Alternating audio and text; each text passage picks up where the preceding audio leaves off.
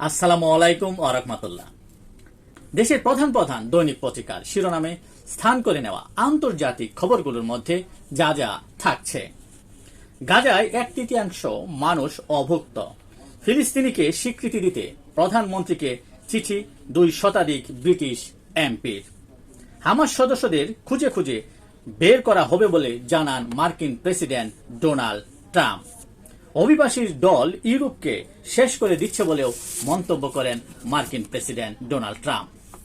Thailand ও কম্বোডিয়ার সংঘাত ছড়াচ্ছে, নিহত বেড়ে 32। নিঃশর্ত যুদ্ধবিরতি চায় নমপেন, মধ্যস্থতা চায় না ব্যাংকক।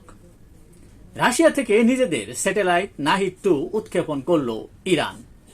ইরানে আরও কি হামলা করবে ইসরায়েল, এই নিয়ে একটি প্রতিবেদন ছাপিয়েছে জাতীয় দৈনিকে। চলছে নানা চুলচেরা বিশ্লেষণ। ইউক্রেন ইস্যুতে জাতিসংঘে মুখোমুখি যুক্তরাষ্ট্র ও চীন।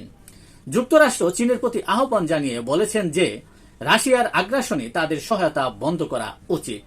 অন্যদিকে চীন অভিযোগ করে বলেছেন ওয়াশিংটন দায় অন্যের উপর চাপিয়ে সংঘাত উস্কে দিচ্ছে। মালয়েশিয়ার প্রধানমন্ত্রীর পদত্যাগের দাবিতে বিক্ষোভ করছে হাজার হাজার মানুষ। এই ছিল দেশের প্রধান প্রধান দৈনিক পত্রিকার শিরোনামে স্থান করে নেওয়া গুরুত্বপূর্ণ খবর, যা নিয়ে এতক্ষণ আপনাদের মাঝে উপস্থিত ছিলাম। আশা করি আপনাদের ভালোই লেগেছে। আজকের মতো এখানে, আবারও দেখা হবে আগামীকাল ঠিক একইভাবে জাতীয় দৈনিকের শিরোনামে স্থান করে নেওয়া আলোচিত খবরগুলো নিয়ে। সে পর্যন্ত অবশ্যই সকলেই ভালো থাকবেন, সুস্থ থাকবেন। আসসালামু আলাইকুম ওয়া রাহমাতুল্লাহ।